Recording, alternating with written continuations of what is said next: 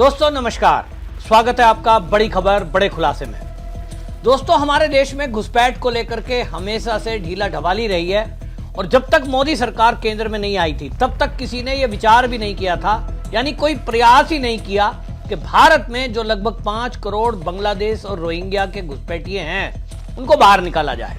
मोदी सरकार आई तो मोदी सरकार का ये प्रयास रहा कि इन घुसपैठ पर कैसे लगाम लगाई जाए और इनको वापस भेजा जाए। अब केंद्र सरकार इस पर कड़ा एक्शन ले रही है और अमित शाह के एक्शन के बाद 30 दिन की मोहलत सभी राज्यों को दी कि इन घुसपैठियों को निकालकर इनके देश वापस भेजा जाए। लेकिन ममता बनर्जी, जहां सबसे ज्यादा घुसपैठ वेस्ट बंगाल में हुई और उसका आरोप भी बाकायदा तथ्यों के साथ संसद में अमित शाह ने लगाया कि किस तरह से बांग्लादेश से घुसपैठिए वेस्ट बंगाल में घुसते हैं और वहां उनके फर्जी दस्तावेज तैयार होते हैं और उसके बाद वो पूरे देश के लिए नासूर बन जाते हैं। लेकिन ममता बनर्जी का अब कहना यह है कि ये जो घुसपैठिए हैं असल में इनको जो पूरे देश में ड्राइव करके जेल में डाला जा रहा है, डिटेंशन सेंटरों में डाला जा रहा है। ममता बनर्जी का कहना है कि इसमें बड़ी संख्या में वो लोग हैं जो बंगाल के रहने वाले हैं, क्योंकि उनकी भाषा बंगाली है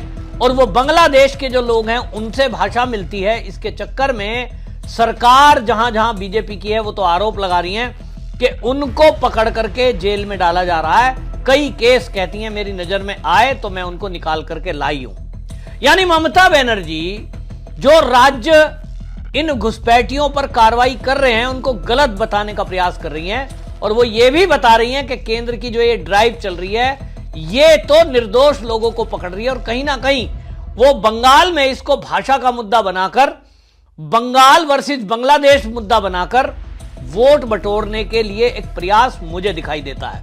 हालांकि अभी हाल ही का जो उपचुनाव हुआ है कालीगंज का, उसमें ममता बनर्जी ने भले ही यह सीट जीत ली हो, लेकिन उनके लिए एक खतरे की घंटी है कि जिस तरह से वो एक सूत्री कार्यक्रम बंगाल में चला रही हैं, तुष्टीकरण, अब उस तुष्टीकरण के कारण दूसरी तरफ जो हिंदू है वो एकजुट होने लगा है और ममता बनर्जी के इस पैतरे को समझ गया कि ममता बनर्जी केवल तुष्टीकरण की पॉलिटिक्स बंगाल में कर रही है तो हिंदू एकजुट हुआ है। और इसका परिणाम इसी से आप समझिए कि वहां 50% जो कालीगंज सीट है नादिया जिले की जिस पर उपचुनाव हुआ, असल में वो पहले टीएमसी के पास ही थी और वहां से टीएमसी के विधायक नसरुद्दीन अहमद टीएमसी के विधायक थे। इनकी मृत्यु के बाद वो सीट खाली हुई थी और उसी सीट पर अपनी पिता नसरुद्दीन अहमद की जगह अलीफा अहमद उस सीट पर टीएमसी के प्रत्याशी के रूप में चुनाव मैदान में उतरी थी, जो विजयी घोषित हुई है। और विजय घोषित होना ही था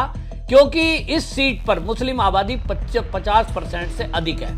हालांकि दूसरे नंबर पर भारतीय जनता पार्टी के आशीष घोष रहे हैं और यहां टोटल जो है 60.3% वोट पड़े हैं। अब आप समझें कि इस 60% वोट जो पड़े हैं इसमें 50% मुस्लिम आबादी है, उसके बावजूद भी भारतीय जनता पार्टी का सेकंड नंबर पर रहना। दूसरा, कांग्रेस और माकपा यहां तीसरे नंबर पर है। मार्क्सवादी कम्युनिस्ट पार्टी, कांग्रेस और मार्क्सवादी कम्युनिस्ट पार्टी मिलकर के लड़े थे और किसी जमाने में ये कांग्रेस का गढ़ हुआ करता था, ये तीसरे नंबर पर है। इसका मतलब साफ हो गया कि जो मुस्लिम आबादी है वहां ममता बनर्जी की टीएमसी जीतेगी, जहां मुस्लिम आबादी नहीं है वहां भारतीय जनता पार्टी का प्रत्याशी जीतेगा। बांग्लादेश में अब जिस तरह की पॉलिटिक्स ममता बनर्जी कर रही है कि बांग्लादेशियों को यह कहना कि साहब वो तो बंगाली हैं, वो तो वेस्ट बंगाल में रहने वाले हैं, वो तो बंगाल के रहने वाले हैं, ये केवल एक, मैं समझता हूं कि एक मैसेज देने की ममता बनर्जी कोशिश कर रही हैं कि जितने भी घुसपैठिए आए हैं भाई हमारी सरकार उनके साथ है। अब ये जो पॉलिटिक्स चल रही है इसके चलते देश कहां जा रहा है इससे कोई मतलब नहीं है। चाहे टीएमसी हो, चाहे कांग्रेस हो, चाहे समाजवादी पार्टी हो, इनको लगता है कि घुसपैठियों के पक्ष में बयानबाजी करने से और उनके साथ खड़े होने से इस देश का जो मुस्लिम वोटर है वो उनसे खुश होगा।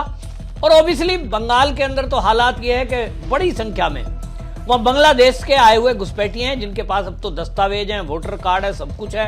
अब उनको निकाल पाना आसान नहीं है। लेकिन एक समय था कि ममता बनर्जी बीएसएफ पर आरोप लगा रही थी और वो कह रही थी कि बीएसएफ घुसपैठ करा रही है, बांग्लादेशी गुंडों की घुसपैठ करा रही है। ये ममता बनर्जी थी जो बीएसएफ को 50 किलोमीटर अंदर तक की अनुमति देने के नाम पर केंद्र का विरोध कर रही थी।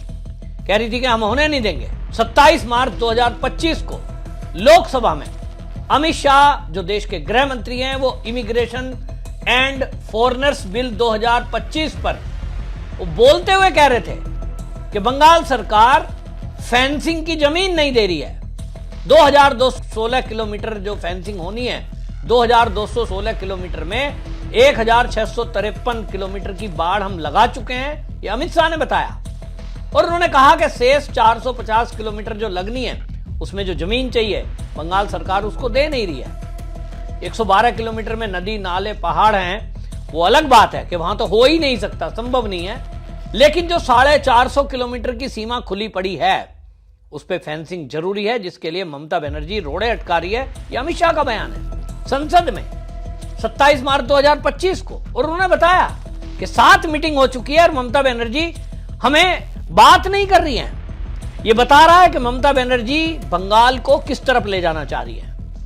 वो बांग्लादेशियों को, घुसपैठियों को, रोहिंग्याओं को भाषा के कारण बंगाल का बता रही हैं, या सच में वो बंगाल के हैं, ये तो जांच के बाद पता चलेगा। भाई दोनों में क्या फर्क है?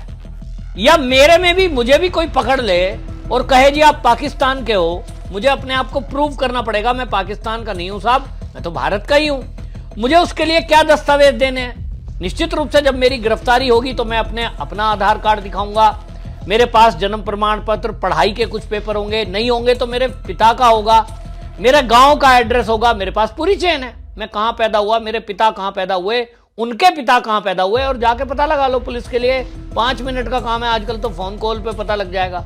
लेकिन यहां ममता बनर्जी अगर किसी कार्रवाई को, केंद्र या किसी राज्य की सरकार के द्वारा की गई कार्रवाई को, जो उन्होंने चिन्हित किए हैं, पुलिस ने दस्तावेज चेक करने के बाद उनको गिरफ्तार किया है या उनको बंगाल में भेजा है, उनको यह कह देना कि साहब बांग्लादेश के लोगों को बंगाल में भेजा है, वो ये कह देना जी बंगाल के हैं वो तो साहब इन्होंने भाषा की वजह से पकड़ लिए।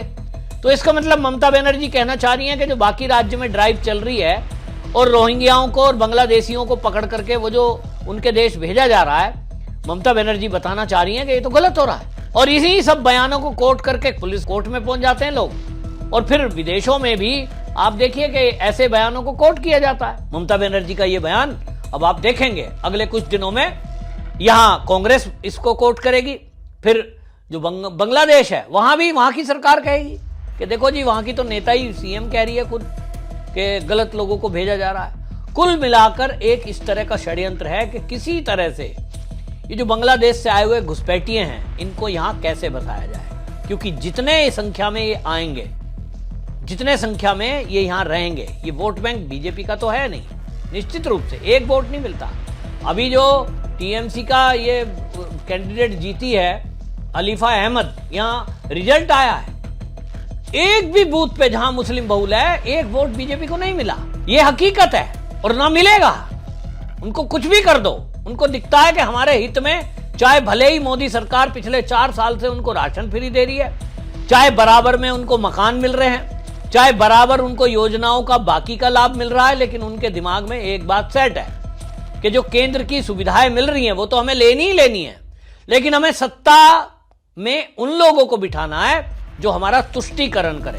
पुष्टिकरण में और तुष्टीकरण में फर्क है। तो ये तुष्टीकरण करते हैं क्योंकि दंगा फसाद कर दो उनके ऊपर कोई कार्रवाई नहीं होगी, कुछ हिंदू देवी देवताओं का अपमान कर दो उनके ऊपर कोई कार्रवाई नहीं होगी, हिंदुओं के घर जलाओ, महिलाओं के साथ रेप कर दो उनके ऊपर कोई कार्रवाई नहीं होगी। और ये कहां होता है? जहां बीजेपी की सरकार नहीं होती। ये बात ये घुसपैठियों को अच्छे से समझ में आ गई, कट्टरपंथियों को अच्छे से समझ में आ गई। और इसीलिए जो अपराधी प्रवृत्ति के लोग हैं, सब नहीं, जो अपराधी प्रवृत्ति के लोग हैं, जो कट्टरवादी लोग हैं, वो सोचते हैं कि बीजेपी की सरकार ना ही बने तो ठीक। और बीजेपी की सरकार को कैसे बनने से रोकना, सत्ता से दूर रखना, उसके लिए पूरा एकजुट होते हैं। और इसीलिए इन, चाहे टीएमसी हो चाहे कांग्रेस, इनको लगता है कि पूरी ताकत से इन घुसपैठियों के साथ खड़े हों, इनको सिद्ध करें कि ये तो भारत के ही लोग हैं, और कभी मानवता की बात करेंगे, कभी कोर्ट के थ्रू उन्हें रोकने की कोशिश करेंगे और अपना वोट बैंक पक्का करेंगे।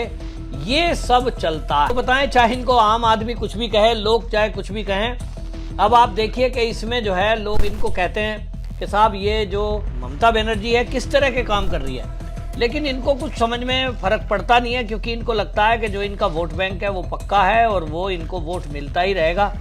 इसमें अभी इनको जो है मिस्टर एन है, ये एक्स पर लिखते हैं कि ये लेडी सत्ता के लिए किसी भी हद तक जा सकती है। नीतीश मिश्रा है, इन्होंने एक्स पर पोस्ट लिखा और इन्होंने कहा बंगाल को सांस्कृतिक और साहित्य की धरती से सीधा मिनी बांग्लादेश बना डाला, वो भी सिर्फ वोट बैंक के चक्कर में।